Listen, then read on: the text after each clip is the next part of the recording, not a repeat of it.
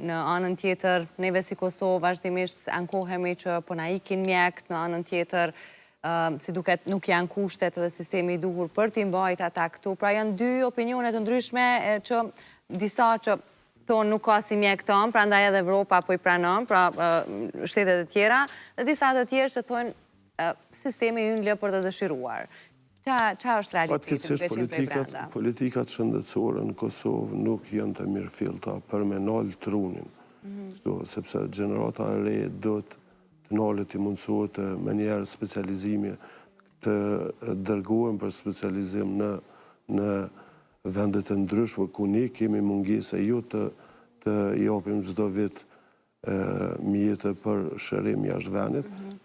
Për këto 26 vite mendoj në shëndetësi shumë pak kanë mendu politikanë për me vendosë dhe sigurimin shëndetësor edhe më morë me këtë pjesë, që është për keqardhja.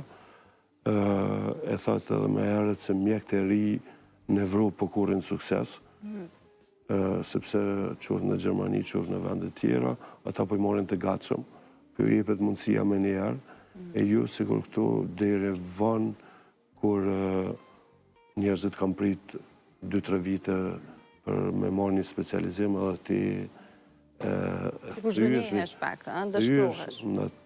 Po kote funit, se kom qenë edhe në komisionin për licencim të mjekëve në mjekëve të Kosovës,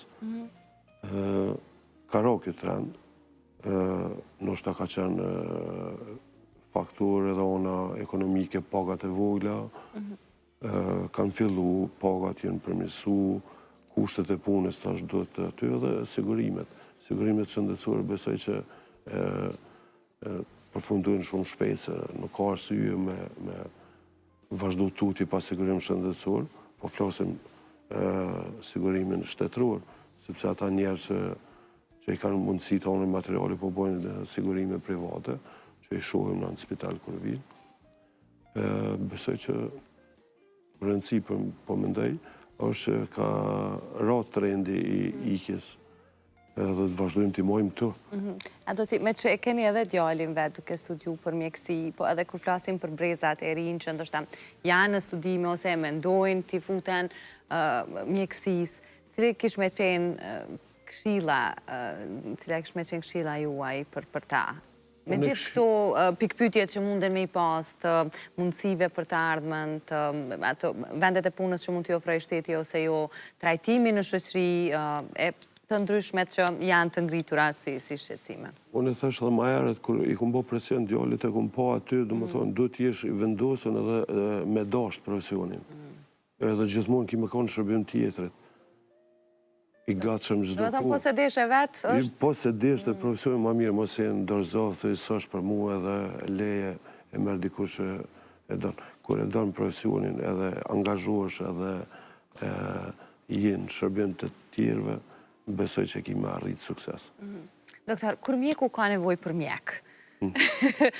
Ku shkon? Apo është shumë e vështirë duke u nis nga vetja, fillon e bën atë shtyrjen sa më shumë, pra, thjesht bëhesh një lloj kujdestari i vetës dhe një farforme nuk është se e qet prioritet vetën duke i pasur vazhdimisht pacientët. Apo nuk qëndron kjo? Unë kom pas një rast përvoj timen personale, fati, se ma herët kisha të lashe, lodhja, gjendje gripoze, ku morë terapi, po njerë isha shumë i lodhshëm, shkoj me nuse në emergjencë, edhe mje për aksion allergjik, një antibiotik, edhe mu së më kujtohet, atë vesh kur zhuam, ka jo i shof monitori, boca oksigenit ato, dhe koka atëherë kom pa edhe prej atëherë terapi në shpi është shumë problem. Mi ofru dikujna, sepse duhet mi pas terapin adekate për me vepru, shtu që nuk e propozoj vetë ku më dhonë ma herët, po tash është pak ma të lashe. Ose gjithmonë e marqonte me vitë. Më smiri se cili tek profesionistët, se ti mjek je, po... Se dhe na kem nevoj, zotin mes me pas diçka trona.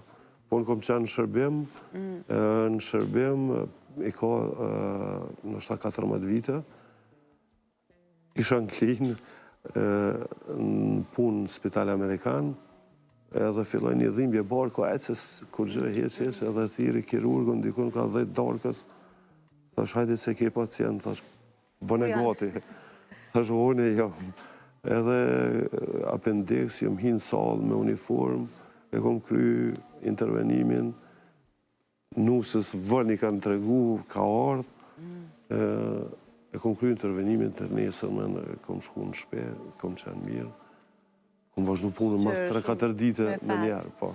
Po kështu, sidomos ju që e keni profesion, jeni për çdo ditë në situata të tilla edhe shkon duke qesh edhe në salë të operimit, po e zojnë pavarësisht dhimbjeve. Imagjinojmë diko përballë si unë që e ka të merr këtë pjesë, po dok, jam krejt nga fundi.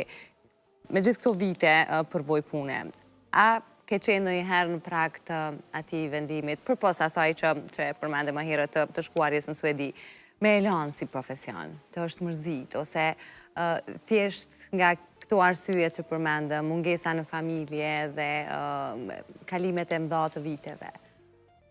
Jo, asë edhe njëherë, nështë a mundu me thonë gjatë studimeve që të vjen kesh, ona financiare, të të ndimu, po nuk jem dorëzu, ata po më financojnë, unë dhe ta maroj fakultetin, ta përfundoj edhe të vazhdoj me punë.